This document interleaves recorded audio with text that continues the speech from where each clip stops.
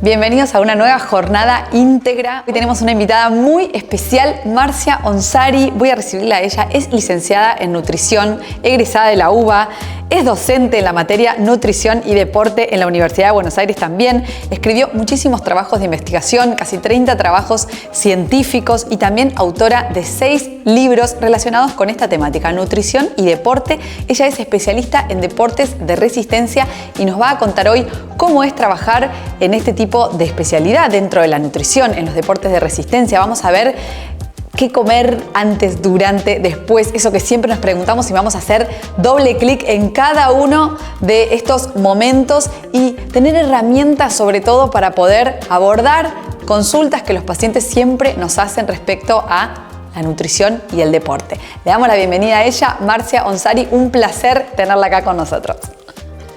Marcia, ¿cómo arrancaste en este camino de la nutrición deportiva y sobre todo en los deportes de resistencia, que es a lo que más te dedicas? Yo creo que desde mi primaria ya sabía que quería ser nutricionista. Eso lo tenía súper clara. Pero en mi secundaria trabajé con un médico deportólogo, tenía 15 años y realmente ahí dije, esto es lo que a mí me gusta. Yo quiero trabajar con gente que tiene ganas de mejorar, con gente que tiene ganas de no solamente estar mejor, sino de rendir, ¿no? Eso es un poco el concepto de lo que es nutrición deportiva, lo que nos diferencia un poco, ¿no? Con los nutricionistas, los colegas que hacen clínica. Y bueno, me vine a estudiar a Buenos Aires, yo soy de Chubut, y hubo que construirlo. O sea, en ese momento no, como área académica de estudio no existía. Así que, bueno, una vez que me recibí, empecé a generar la inquietud en las universidades de poner una materia que trabaje con esta temática. Fue profesora de todos nosotros, sí. Marcia, seguro. Eso delata un poco la edad. Y bueno, y a partir de ahí te digo que como que la nutrición deportiva hizo una eclosión. ¿Sí? Ahora doy clases, sigo dando clases en la universidad desde esa época, en la Universidad de Buenos Aires, y ahora los alumnos empiezan a estudiar ya queriendo hacer nutrición deportiva, cosa que a mí me genera un placer increíble, y creo que la cosa no es casual, ¿no? Hubo un incremento de parte de la población, de la población de deportistas. Logramos captar el interés de la importancia de la nutrición en esta población, y también la ciencia no estuvo ajena a esto. La ciencia está investigando y ha investigado muchísimo, sobre todo, te diría, en los 40, 50 años, de cómo mejorar ese rendimiento deportivo.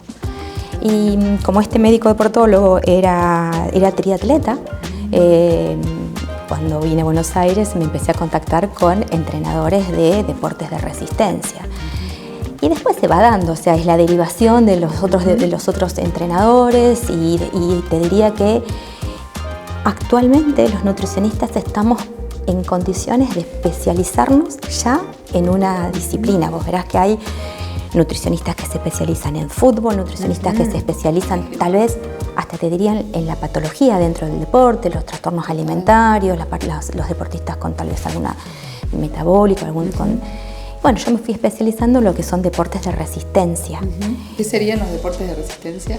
Deportes de resistencia, si lo tenemos que describir por definición, la Federación de Atletismo Americana en el año 2019 los describe como deportes que duren más de 30 minutos, menos de 4 horas, porque ahí ya empezaría lo que es ultra resistencia, y son deportes que se caracterizan, además de por su larga duración, por movimientos cíclicos, pedaleo, nado, movimientos cíclicos continuos, por un gasto energético muy alto, y si vamos un poquito más finito, fisiológico, dependen del sistema energético oxidativo, o sea, es ese sistema energético que ocurre dentro de la mitocondria. Entonces, el deporte de resistencia, por ejemplo, sería un runner, un triatleta, alguien que hace ciclismo, alguien que hace aguas abiertas, ¿sí? Por encima de 10 kilómetros para arriba en running ya serían deportes de resistencia. Después hay un poco menos, es un medio fondo, pero mi especialidad es dentro de los deportes de resistencia, los de resistencia de larga duración. Y es un mundo, Lau, porque es un mismo deporte. Pensá en el triatlón. Decís, hay un triatlón que es short, que tal vez para una persona entrenada, 1 hora y media. Después hay un triatlón full, que tal vez es 11 horas. Entonces no es lo mismo alimentar, claro, te cambia. El mismo deporte que te cambia, pasa lo mismo en running, no es lo mismo un running de alimentar a una persona que está corriendo en calle o que está corriendo en pista, de uno que está corriendo en montaña, de uno que está corriendo en montaña un solo día, y otro corriendo tal vez 3 días haciendo un cruce, por ejemplo. La forma de alimentar cambia muchísimo, o sea que nos podemos especializar en el deporte y hasta te diría, nos podemos ir especializando en los tipos de deporte, ¿viste? Hermoso. Muy lindo.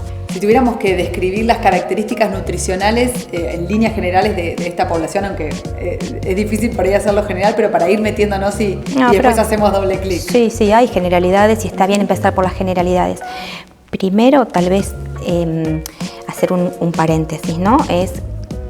Uno no puede hacer un análisis de una alimentación pensando únicamente en un nutriente, ¿no? Es importante el hidrato de carbono, es importante la proteína, porque uno no come nutrientes, uno come alimentos. Entonces, si uno lo hace desde el nutriente en sí mismo, y que tal vez los que realmente hacemos práctica no es una buena forma de hacer análisis o de comunicar, tampoco desde el alimento, o sea, porque el alimento está dentro de una matriz de otros alimentos, es como el cumplimiento de las comidas, el no cumplimiento, el picoteo, ¿sí? Entonces, uno hace un análisis de una alimentación en general dentro de un contexto personal, ¿no? Pero cuando uno habla de deporte a esto, hay que agregarle el entrenamiento. Es como cuando uno analiza cuáles son las características de la alimentación en determinado deporte, siempre está hablando de esa relación que hay entre la alimentación y el entrenamiento. O sea, no como todos los días de la misma manera, no todos los días necesito la misma cantidad de determinados alimentos que tengan determinados nutrientes.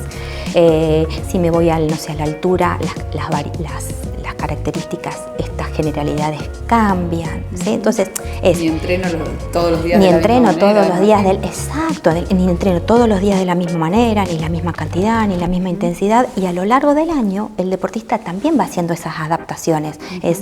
Me preparo para tal vez una meta deportiva anual, suponete, no sé, una vez al año voy a hacer determinado, y después hago determinado evento, y después hago eventos más chicos. Entonces uno se va adaptando a eso.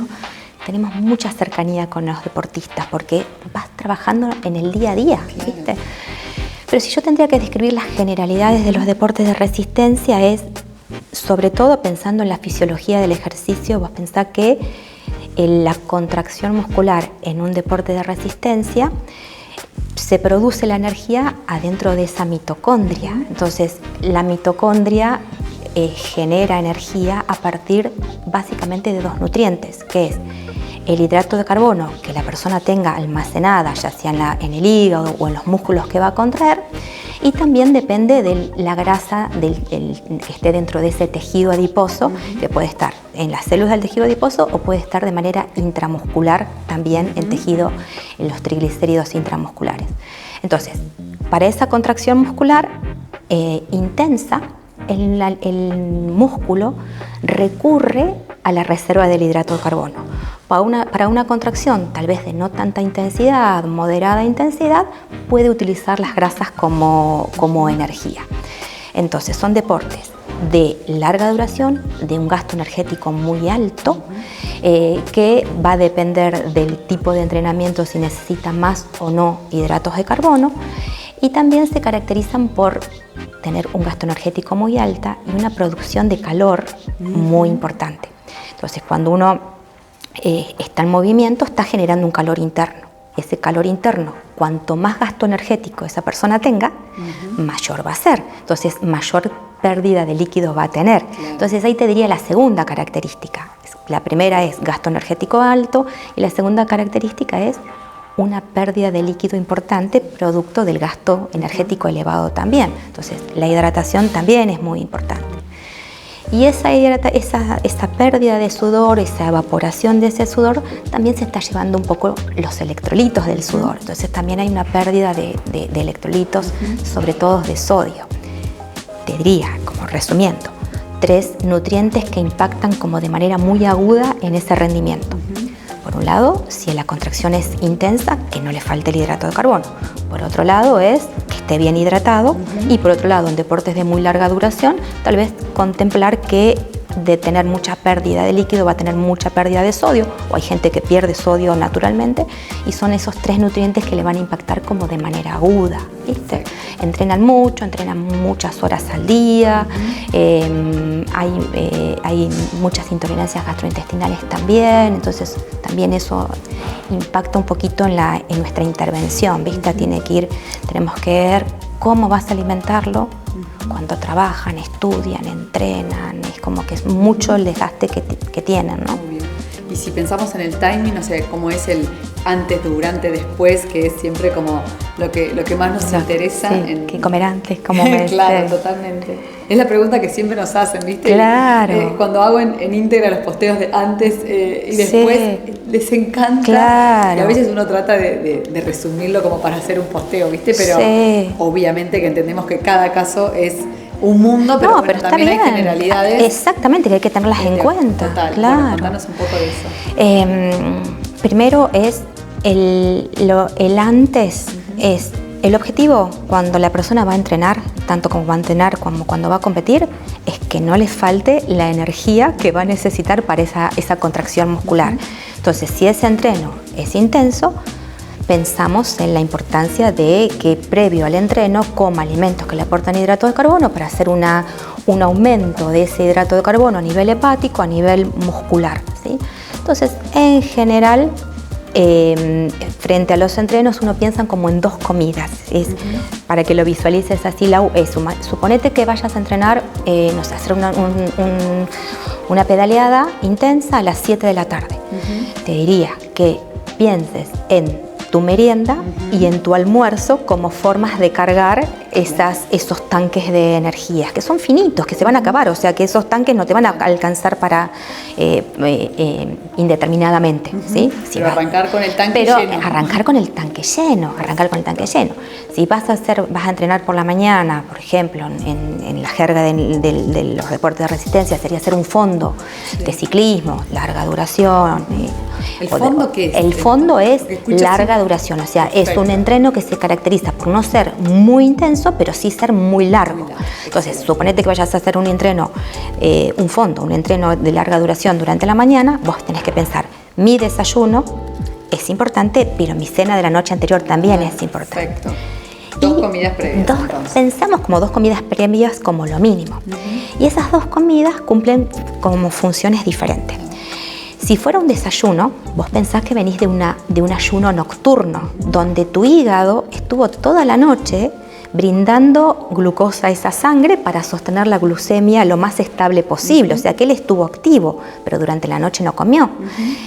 Entonces, uno de los motivos por el cual cuando van a entrenar por la mañana es necesario que desayunen es para restablecer esa reserva de glucógeno hepático que se gastó, que bajó. Entonces, como el hígado cumple la función de brindarle energía a la sangre va a decir, ¿y a dónde tengo que llevar esto? Lo llevo al cerebro.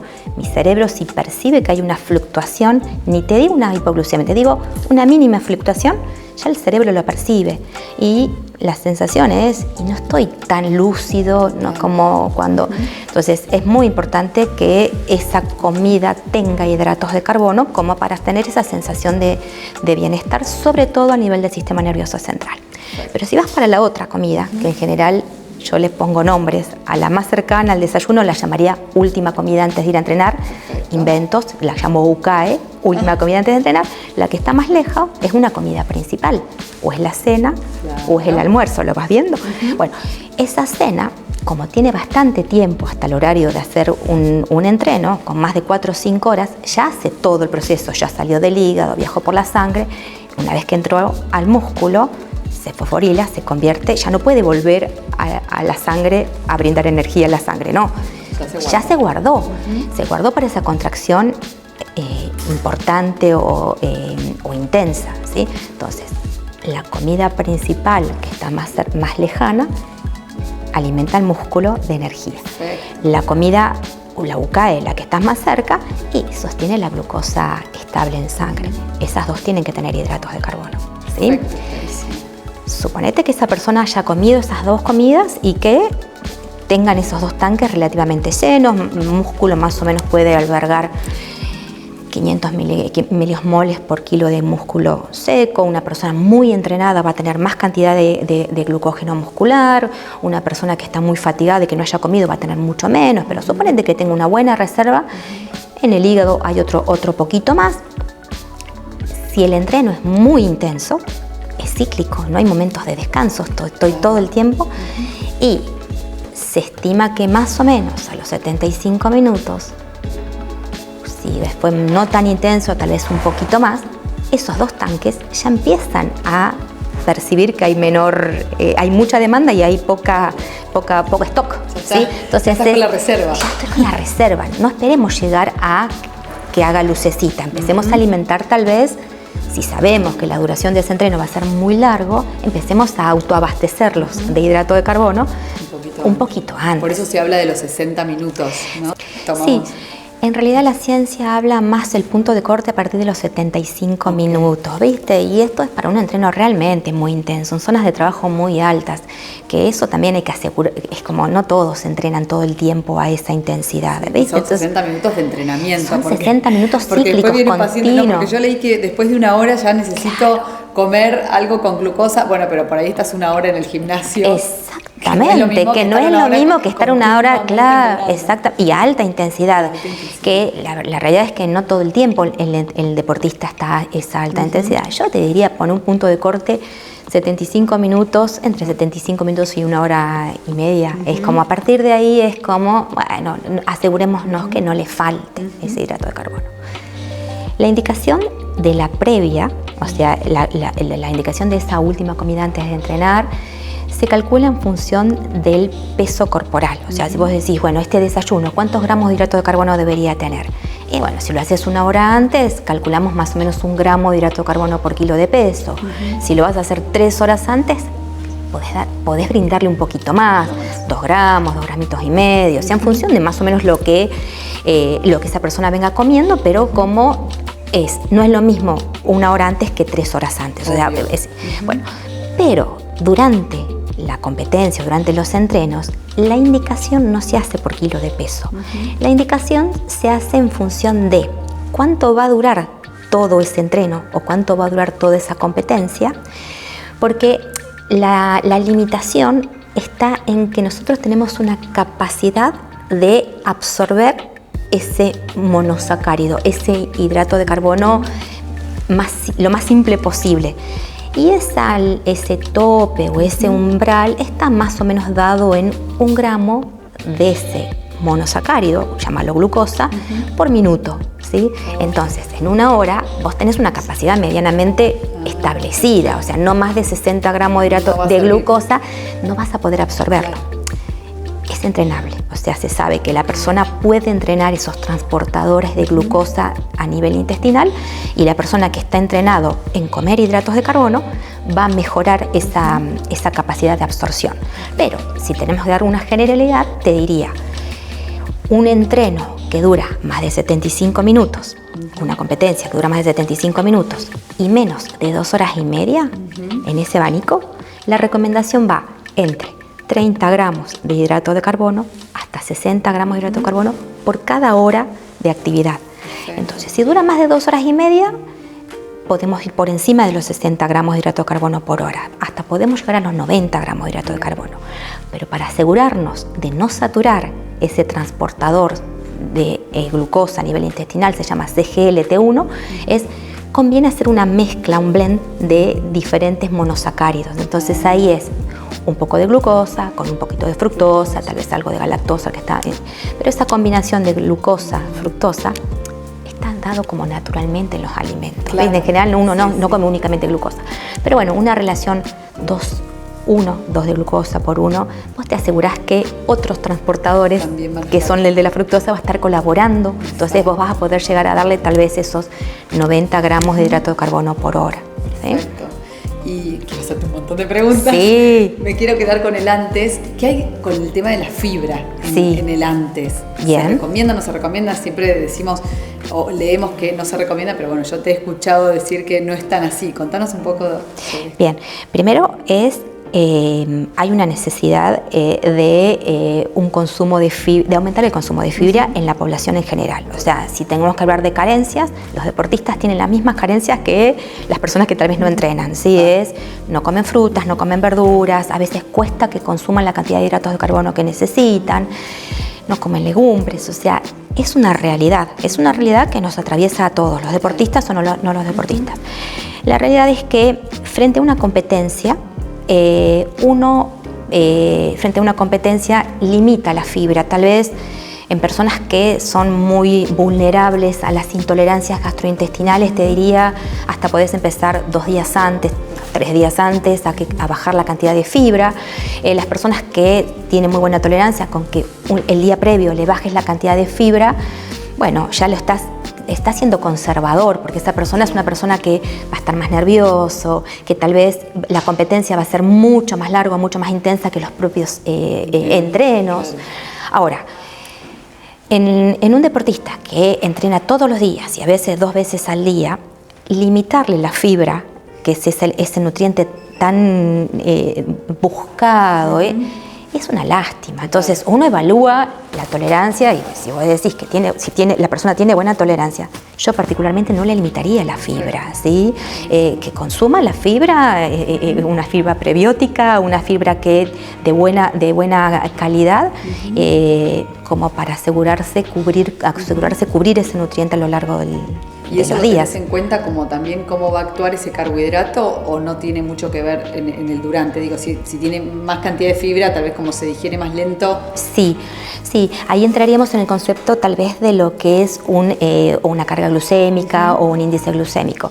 Y la realidad es que uno intenta, vuelvo otra vez a lo mismo, es como uno come una matriz dentro de un desayuno, es muy difícil saber en realidad qué índice glucémico, qué carga glucémica tuvo esa comida. O sea, ya le agregó, no sé, un trozo de queso y el índice glucémico es otro. Entonces, uno busca en el día a día que sea del más bajo índice glucémico posible, pero hay momentos que uno necesita de un alto índice glucémico, ¿no? Porque vayamos a la recuperación.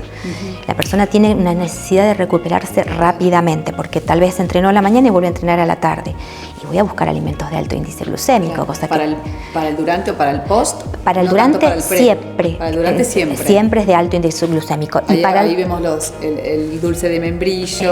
¿Qué otras cosas se suelen usar? ¿Para el durante? Sí. ¿Me estás hablando? Mira, hay suplementos que están formulados específicamente para los deportistas, sobre todo los deportistas de resistencia, que buscan tener un hidrato de carbono compacto, o compactado serían concentrado, sería el término, como por ejemplo los geles o unas gomitas que se usan deportivas o las propias bebidas de rehidratación, que son un súper buen aporte de hidratos de carbono. Y después hay alimentos que uno puede recurrir porque son más económicos o porque, bueno, sobre todo por el tema de economía en los entrenos del día a día. Y ahí entra tal vez un membrillo, entra tal vez algunos bombones de fruta, algunos caramelos de goma, también podemos recurrir tal vez a algún dátil o tal vez a algunas frutas deshidratadas. Esto es buscando cubrir esa necesidad de hidratos de carbono de la manera más simple posible. Uno tiene que entender que el alimento que uno coma con hidratos de carbono tiene que estar lo más cerca posible de ser un monosacárido. Claro. O sea, yo no usaría tal vez un alimento que tenga un almidón, porque va a tener un trabajo de digestión hasta que se convierta en esa unidad estructural pequeña que tiene que ser absorbida. Sí lo usaría tal vez si el deportista está muchas horas y tiene hambre. Decís, bueno, claro, capaz que se lleve una barra o que se lleve una fruta en un entreno que va a durar 4 o 5 horas. Decís, bueno, sí, claro, tiene una lógica. ¿Sí? Pero también ahí en el durante comería algo lo más cerca de un monosacárido acompañado de eso, ¿no? Exactamente. Sí, aportar en ese contexto tal vez los dos tipos de hidratos de carbono. Sí. Y si hablamos, bueno, así que lo de la fibra, digamos, hay diferencias en cuanto a lo que es entrenamiento de lo que es competencia en sí misma. Hablamos del durante y el después. Y el después, permíteme, Lau, que te haga un comentario. Sí, no, porque nos quedó algo que también tiene que ver con el antes, pero que se usa específicamente en las competencias y que habrás escuchado hablar alguna vez de lo que es la sobrecarga de glucógeno. El término de sobrecarga de glucógeno es viejo, o sea, si yo te cuento la historia un poco de las sobrecargas de glucógeno, tiene que ver un poco con la historia de la nutrición deportiva. Surgió a partir del año 67, donde dos investigadores, Beckstrom y Hultman, hicieron una investigación que detectaron que se podía sobrecargar la cantidad de glucógeno muscular, o sea, habían estrategias para aumentar el glucógeno muscular en el músculo, obviamente, y que largar con un plus de esa reserva tenía algún beneficio, ¿viste? Entonces, hubieron diferentes estrategias. Hubieron estrategias más conservadoras, hubieron estrategias más dramáticas de, no sé, tal vez de deplecionar primero las reservas de glucógeno y después darle mucha cantidad de hidratos de carbono. Después hubieron otras sobrecargas que fueron un poquito más tranqui, no tan agresivas como la del Dr. Sherman, que lo que buscaba era ir aumentando gradualmente durante una semana lo que el deportista iba comiendo, apuntando a llegar a una cantidad de hidrato de carbono por kilo de peso alta, porque de esa manera se aseguraba que ibas a tener una buena reserva de glucógeno muscular.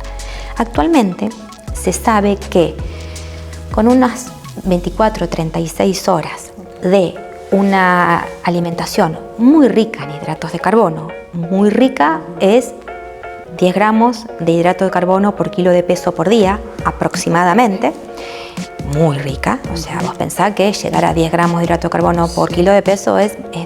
Pero se sabe que con un día o 36 horas de esa sobrecarga se llega al mismo valor de glucógeno muscular que con las sobrecargas anteriores, que requerían toda una semana, que algunas requerían una depresión. Ahora, aumentar de golpe el día previo o día y medio previo a 10 gramos de hidrato de carbono, a mi entender, tiene su riesgo. Entonces esto se hace en un deportista que ya viene con mucho entrenamiento nutricional, ¿no? Y así todo, yo prefiero empezar unos 3 días antes e ir aumentando gradualmente a donde llegues. Entonces, si vos partís conociendo al deportista, que ese deportista tiene un consumo tal vez de 7 gramos de hidrato de carbono, y tal vez no voy a llegar en un día a 10, porque implicaría un volumen muy grande. Por más que vos le achiques la fibra, el volumen del hidrato de carbono es alto. Entonces es en base a lo que ese deportista ingiere, yo le voy progresando, intentando llegar lo más cerca posible de un aporte importante. Con eso tiene un beneficio, un plus. Eso ¿sí? Es solo para la competencia. Eso no solo para la competencia, no se hace para el entrenamiento, pero es muy importante tu pregunta porque sí se hace durante los entrenamientos, porque uno tiene que ir probando cuál es la sensación que va a tener en eso. O sea, probás justo el día de la competencia. Exactamente. Entonces uno aprovecha los últimos entrenamientos largos que tengan características lo más parecido a la competencia para emular todo, la sobrecarga, la última comida antes de ir a la competencia, cómo me voy a ir alimentando durante esos entrenos, esas competencias en sí mismas. O sea, replicás lo que ya probaste. Claro. Y lo replicás tantas veces como sea necesario hasta que vos te vayas a la montaña o te vayas a una competencia con la cabeza lo más tranquila posible. Y que te salga bastante automático y no tengas que estar pensando. Me imagino que uno sabe, pero... Que te fluya, claro. Que te fluya. Yo sé que me pondré el reloj, pero yo ya sé que cada 45 minutos, cada hora, tengo que estar comiendo, en el medio tengo que estar tomando, que esta sobrecarga a mí me hizo súper bien y siento el estímulo, que esa última comida es la última comida que yo hago siempre en mis entrenos largos, entonces no me puede fallar, ¿viste? Yo sé que si siempre la hago hora y media y en esta competencia le voy a hacer 3 horas antes, y bueno, tendría que agregar un poquito más de hidratos de carbono, de alimentos con hidrato, 1 horita antes. Estoy súper segura, mi cabeza está muy relajada, ¿sí? Me preguntaste por la recuperación, no te olvides. Que ahora también quiero otra cosa. Sí, después hablamos de la recuperación. Dale, vamos hoy estoy ahí, vuelvo al antes. ¿Qué hay me voy al otro extremo, de entrenar en ayunas? Ok, Me encantaría saberlo porque ahora está muy de moda el ayuno intermitente. Quiero conocer tu opinión. Bien, te cuento un poquito la historia de esto. Me encanta, eso es lo más. El deporte de resistencia se caracteriza por el sistema energético oxidativo. Ese sistema energético utilizaba, ¿te acuerdas que comentábamos? El hidrato de carbono y las grasas. Ahora, la ciencia, la fisiología del ejercicio, los científicos están buscando de qué manera, con el entrenamiento y de qué manera, con la alimentación, depender más de la grasa, del tejido, la grasa que está dentro del tejido adiposo, dentro intramuscular, porque es una carga media como infinita, no es infinita, pero es muy importante. Mucha más cantidad exactamente, de mucha más cantidad de energía, me va a aguantar. Se lo quiere sacar de encima, y además se lo quiere sacar de encima, pero a nivel energético mitocondrial, claro, estaría buenísimo depender más de la grasa, porque de esa manera dependo menos del hidrato, que es que es finito, que se me va a acabar en algún momento. Entonces, te digo que esto fue la búsqueda científica de toda la vida. O sea, los hidratos de carbono siempre han sido como cíclicos, ¿viste? Hasta, te diría, hasta los Juegos Olímpicos modernos, hasta el inicio, hasta ese momento se pensaba que la proteína era lo más importante como energía. Pero después la ciencia está buscando de qué manera optimizar la energía. Bueno, entonces, a partir de ahí empezaron a surgir muchas estrategias. Habrás escuchado alguna vez el tema de, más allá del entrenamiento en ayuno, es entrenar con bajas reservas de hidratos de carbono. Eso es tal vez dormir sin haber consumido hidratos de carbono después de un entreno muy intenso, para el otro día poder entrenar un entrenamiento con moderada intensidad, pero sin hidratos de carbono. O sea, lo que están buscando es de qué manera optimizar los procesos que participan en la utilización de las grasas. Eso es lo que están buscando, eso es lo que la ciencia está buscando. Entonces, una de las estrategias estudiadas es esto de buscar hacer un ayuno, porque estoy entrenando teóricamente sin la reserva del hidrato de carbono. ¿Qué está descubriendo la ciencia? ¿O qué descubrió la ciencia? Hay conceptos relacionados con los hidratos que son inamovibles, o sea que ya están totalmente comprobados. Uno surgió en el año 1920 con un trabajo de investigación de Koch y Linzar, que ellos determinaron que por litro de oxígeno el hidrato de carbono es el que brinda mayor cantidad de ATP, mayor cantidad de energía. Cuando el entrenamiento es muy intenso, el oxígeno es sumamente requerido. Entonces, yo voy a buscar el nutriente que me va a dar más energía por litro de oxígeno, y ese es el hidrato de carbono. Concepto inamovible. Un entrenamiento intenso utiliza como hidratos de carbono. Entonces, un entrenamiento que es más moderado, podemos recurrir a las grasas como energía. Bueno, diferentes estrategias: ayuno, dormir sin hidratos de carbono, tal vez 2 entrenamientos a lo largo del día, tal vez no aportar hidratos de carbono mientras estoy entrenando, o no recuperar el hidrato de carbono cuando terminé de entrenar. Son las estrategias que están corroboradas que tendrían un impacto positivo sobre el aumento de los precursores o de los que participan en la utilización de las grasas, ¿sí? Ahora, cuando quieren ver si eso se relaciona con un mayor rendimiento deportivo, no lo están pudiendo corroborar. En deportes de alto rendimiento, ni siquiera en entrenos intensos, no pueden corroborar, no pueden trasladar esa mejora de la utilización de las grasas que se da, que es real, a la mejora del rendimiento deportivo. ¿Por qué? Porque la realidad es que cuando yo esté trabajando a una alta intensidad, yo no voy a depender de las grasas. Claro. Entonces, por un lado trabajé la mejora de las grasas como combustible, pero cuando estoy compitiendo, yo no estoy dependiendo de las grasas, no es mi determinante. Claro. Mi determinante sigue siendo el hidrato de carbono. ¿Y si fuera un entrenamiento de baja intensidad? Y ahí de baja intensidad, que hablamos de caminar, tal vez yo ahí te diría, es un deporte, por ejemplo, una ultra. O por ejemplo te diría un deportista que va a competir en la montaña pero que no va a hacer podio, va a terminarlo y tal vez sí se favorece cuando tiene una mejor utilización de las grasas porque no va a depender tanto del hidrato sino de las grasas. Igualmente tiene que ir abasteciendo del hidrato de carbono, ¿sí? Entonces ahí tal vez sí tenga un beneficio, pero cuando estamos hablando de intensidad, estamos hablando de una competencia de un triatlón, estamos hablando de una carrera de ciclismo, una XCO, unas distancias explosivos y largos, no puede faltar el hidrato de carbono. Y hay un detalle más que para mí es sumamente importante. Más allá de esto, de por qué no están pudiendo replicar, tal vez por ahora, capaz que más adelante, o sea, es ciencia, esto es ciencia, es construcción, ¿viste? ¿Por qué tal vez no están pudiendo aprovechar todo ese beneficio que es la mejora de la utilización de las grasas en los deportes de resistencia?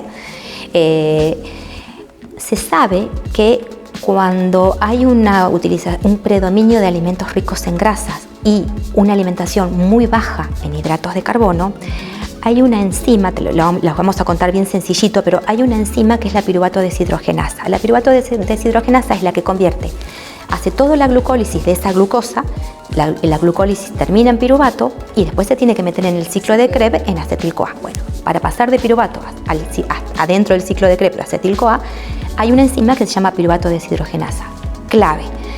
Se sabe que con dietas muy ricas en grasa, pero muy bajas en hidratos de carbono, la piruvato deshidrogenasa se desentrena, o sea, se vuelve perezosa, llamémoslo de alguna manera. Entonces, cuando en algún momento se pensaba que con dietas ricas en grasas se ahorraba el glucógeno muscular como una cosa positiva, después se terminaron dando cuenta que no es un ahorro, es una alteración de la piruvato deshidrogenasa que no nos permite utilizar esa glucosa como energía dentro del ciclo de Krebs. ¡Wow! Estoy favoreciendo la utilización de las grasas, pero estoy en detrimento del hidrato de carbono. De aprovechar el hidrato. Este es un trabajo sumamente interesante del doctor Stellinger. Te voy a pedir todos los papers. Los tenemos, sí. Sí. Les interesa leerlo, obviamente. A mí me parece súper interesante que lo lean. Este trabajo de Stellinger fue publicado en el año 2006, él es un canadiense, y fue un poquito más allá. Él dijo, nos dimos cuenta que la piruvato deshidrogenasa se está desentrenando cuando la alimentación es muy rica en grasa. Vamos a darle hidratos de carbono para ver si recuperamos rápidamente esa reserva de glucógeno muscular para que cuando se vaya a entrenar no le falte. ¿Y cuán dormida sigue estando la piruvato deshidrogenasa? Sigue estando dormida. Entonces tiene un tiempo de adaptación, recuperar ese estado de sobrecargar, pero además es de utilizarlo. Entonces, ¿qué surge actualmente? ¿Cuál es la mejor estrategia? La mejor estrategia hay millones de mejores estrategias. No sé, cada deportista tiene buscar su mejor estrategia. O sea, hay tantas mejores estrategias como deportistas de resistencia hay en el mundo. Ahora, mi sugerencia sería alimentar fundamentalmente con hidratos de carbono en función del tipo de entrenamiento que la persona va a hacer. Esto el doctor Impey lo llama así, alimentar en función del trabajo. Es eso, si yo voy a entrenar intenso, X duración, necesito X cantidad de gramos de hidrato de carbono. Si yo ese día no entreno, o tal vez mi entreno es un regenerativo después de una competencia, tal vez no necesito del hidrato de carbono, tal vez necesito menos hidratos de carbono. Entonces así no todos los días comen lo mismo, y así vamos como también haciendo plásticas las recomendaciones que suelen ser estáticas, ¿no?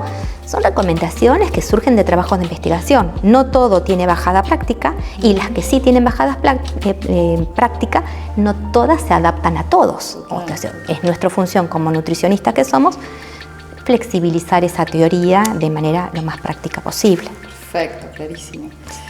¿Y te ha pasado de deportistas de que te digan, no, yo prefiero no desayunar o entreno sin desayunar? Y hay personas que nada, se adaptan bien. Todo el tiempo, Lau. Todo el tiempo, y hay como una resistencia al hidrato de carbono, ¿no? Que está descrito como una carbofobia.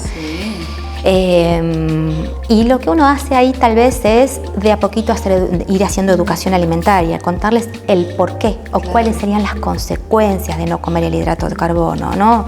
Que van mucho más allá de las, no sé, falta de nutrientes, o sea, hacer una dieta muy restrictiva en hidratos de carbono, va a faltar fibra, va a faltar prebióticos, va a faltar cambios del humor, ¿sí? Pero si hablamos más finito y se dispara un poco el cortisol, hay mayor utilización de las proteínas como energía, esto es la oxidación de los hidratos a nivel mitocondrial está un poco más lento, ¿no? Entonces, tal vez hacer una explicación muy sencilla de esto. Y también esto con el tema del ayuno, tu pregunta me hizo pensar en otro comentario, es no toda persona que entrena en ayuno está entrenando con las reservas del glucógeno muscular disminuida, porque tal vez se le... Lo que comió la noche anterior. Por ahí está recontra sobrecargado el músculo, porque me pareció clave como que alimentaste el músculo la noche anterior.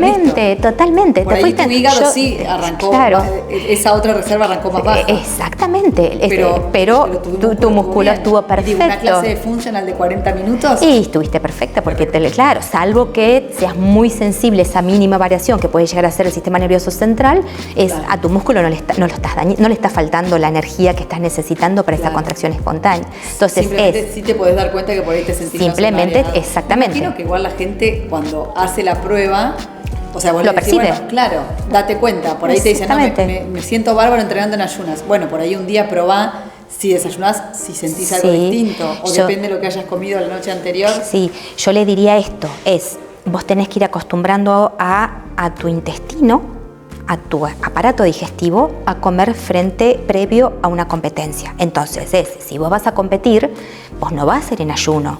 Entonces claro, también como un entrenamiento que uno va haciendo, acostumbrarme a ese volumen, saber cuánto tiempo antes necesito hacer para tener una digestión completa, ¿sí? Entonces, está bien, si no querés desayunar, no desayunes. Es factible que ese día, si tu entrenamiento no es intenso, vos no te sientas mal. Si metiste tal vez hidratos de carbono la noche anterior, digamos, seguramente no te vas a sentir mal. Tal vez si vos no tenés buena tolerancia digestiva, empecemos de a poco, empecemos con un hidrato de carbono, tal vez lo más trabajado, simple posible, las frutas.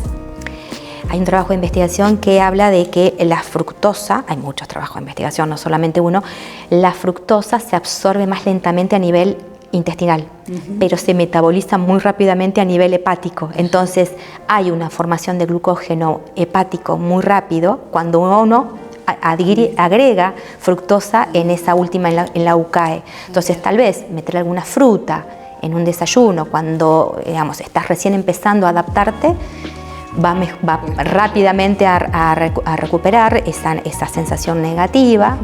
Entonces, ¿está bien entrenar o no en ayuno? Depende de la duración, de la intensidad, del objetivo. ¿Estoy entrenando mi aparato digestivo o no? ¿Lo necesito entrenar? ¿Qué comí la noche anterior? Y de la persona si busca después hacer una competencia o no, porque por ahí es el contexto. El paciente que no es el paciente que vos atendés, pero por ahí sí el que atiende la mayoría, y es esa persona que viene a querer bajar grasa y subir músculo. Claro, ¿viste? Sí, pero ¿alguna recomendación general para atacar esa primera pregunta? ¿Cómo hago para bajar grasa y subir músculo? Que pasa todo el tiempo. Sí, la realidad es que independientemente del motivo por el cual vayan a buscar un descenso de tejido adiposo, o sea, independientemente del motivo, siempre beneficia tener un tejido adiposo bajo, ¿sí? Esa es la realidad. En deporte de resistencia sería por un traslado, tener un peso bajo vas a tener mucha más potencia. En un deporte de estética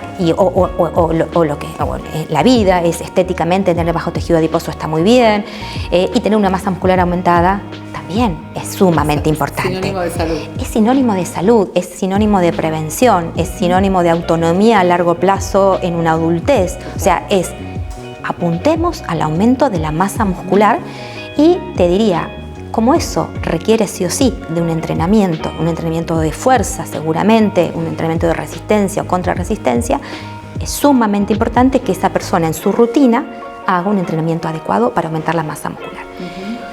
Si le da continuidad a esos entrenos y tiene un gasto energético diario, más allá del entrenamiento de ir al gimnasio a hacer fuerza, un entrenamiento del día a día, no estar mucho tiempo sentado, de estar activos a lo largo del día, y además tiene una alimentación mínimamente, ligeramente por debajo de sus necesidades, o sea, buscar un déficit calórico mínimo, va a ir logrando esa disminución de ese tejido adiposo, pero a la vez puede ir sosteniendo, hasta te diría, si aumenta las proteínas, aumentando ligeramente esa masa muscular.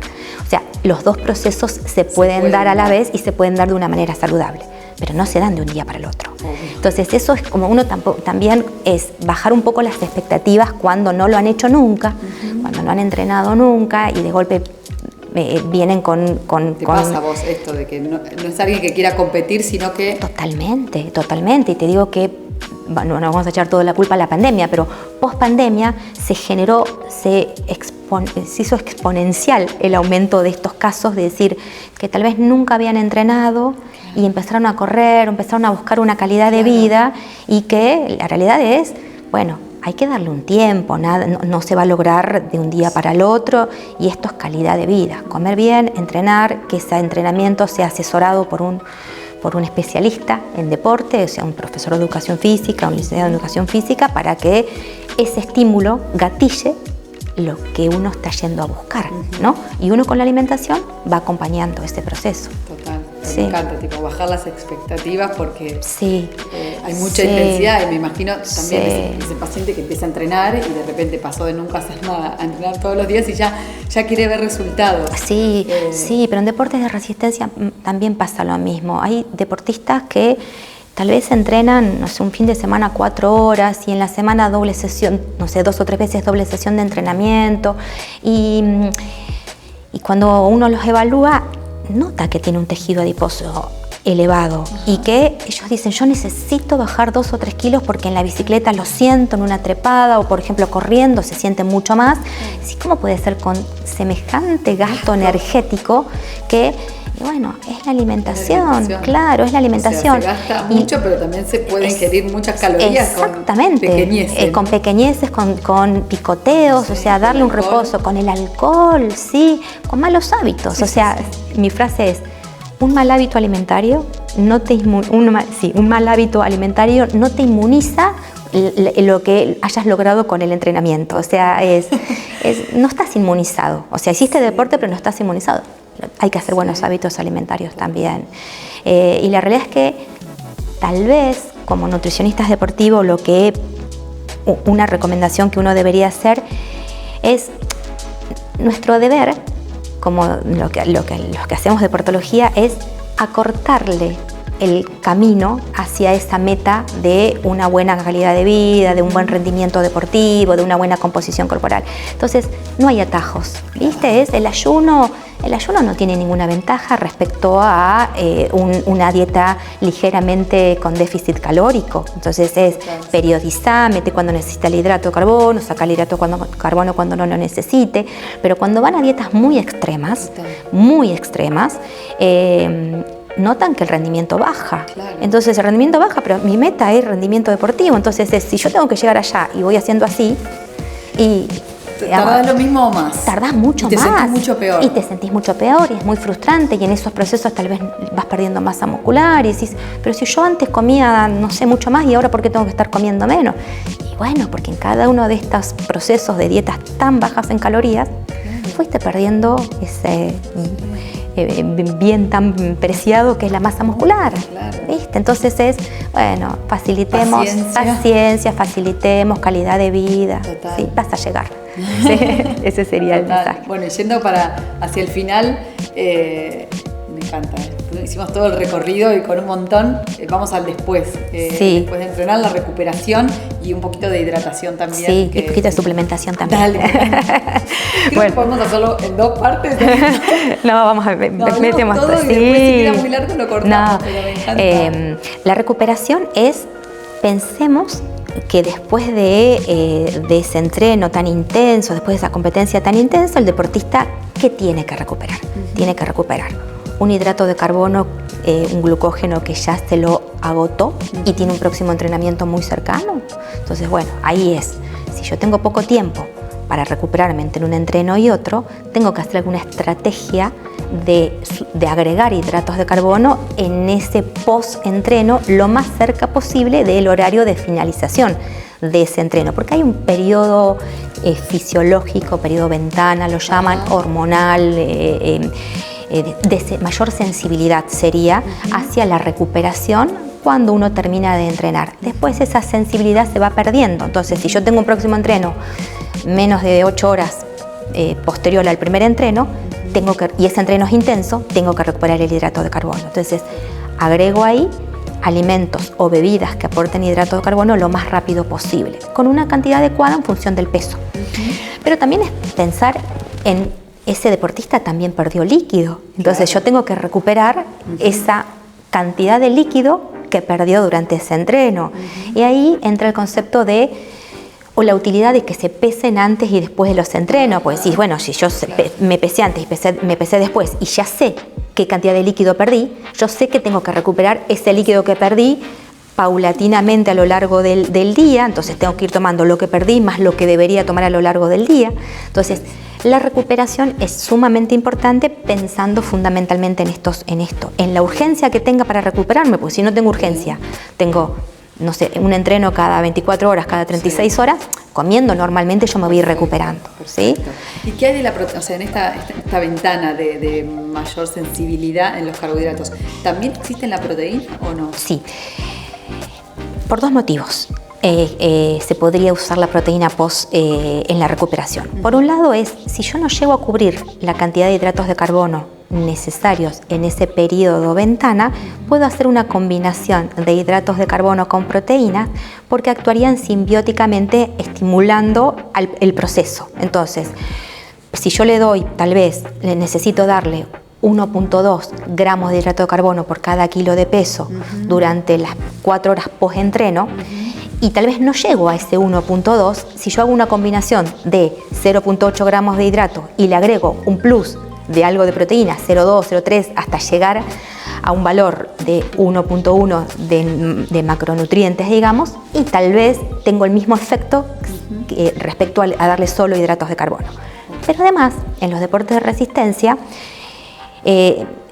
usaría una proteína post-entreno intenso, porque tienen mejor recuperación del dolor post-entreno. Entonces, por esos 2 motivos uno usaría proteínas en el post del deportista de resistencia. No estoy hablando del deportista de fuerza, ¿no? Sí. Porque a eso claro. Que hay de esto de la ruptura de las fibras musculares. Totalmente. Y que tengo que ir a recuperar el músculo. Ahí lo que uno está pensando es real. En una contracción se producen rupturas de fibras musculares y la proteína es la materia prima sumado a la energía para que ese proceso se logre. Entonces, y en un deporte de resistencia también hay ciertas rupturas, hay cierta contribución muchas veces cuando hay poco hidrato de la proteína como energía, entonces recupero mucho más eficientemente si le pongo proteína cuando rompí proteínas porque las usé como energía, porque no metí hidratos de carbono. Pero en el deporte de fuerza, concretamente, el objetivo de esa recuperación es otro, voy a buscar un aumento de mi masa muscular. Entonces yo sé que hay una sensibilidad y hay una síntesis proteica muscular elevada en ese periodo post-entreno. Entonces ¿Es más o menos de cuánto tiempo? Y más o menos estamos hablando de unos 45 minutos, menos de 1 hora. Sí, ese sería el periodo ventana. También es real que es muy relativo a lo que comiste antes. Si vos en la última comida antes de entrenar, 1 hora antes suministraste algo de proteínas, tal vez unos 20 gramos de proteínas, este es un trabajo del doctor Tipton, se sabe que esas proteínas van a estar altas durante 2-3 horas, entonces capaz que te está cubriendo ese post-entreno, ¿no? Por eso es evaluar en función de cada uno de los deportistas, pero sí es real que el objetivo del agregado de proteínas en un deportista de resistencia tal vez es diferente al agregado de proteínas en la recuperación de un deportista que está buscando el aumento de su masa muscular. Okay. ¿Sí? Y en esto que decías de combinar el hidrato con la proteína, ¿es también como poder vehiculizar a través de alimentos? Sí, sí, ahí uno de los alimentos de mi elección sería la leche. Claro. La leche con una fruta, por ejemplo, un licuado, un yogur con el aporte de la proteína, del probiótico, con algún cereal o con alguna fruta también viene bien, ¿sí?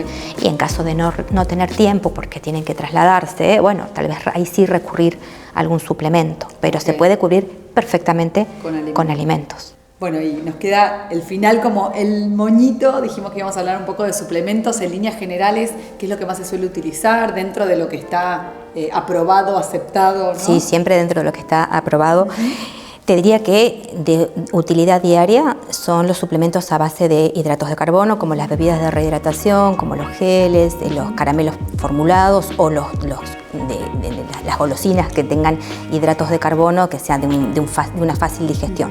Eso se utiliza mucho en lo que es... Perdón, ¿esas golosinas tienen además electrolitos, alguna cosa? Sí, hay unos caramelos que están formulados con hidrato de carbono, tienen sodio, están formulados específicamente, gomitas lo llaman, o perfecto, sí, tienen nombres comerciales según las diferentes marcas.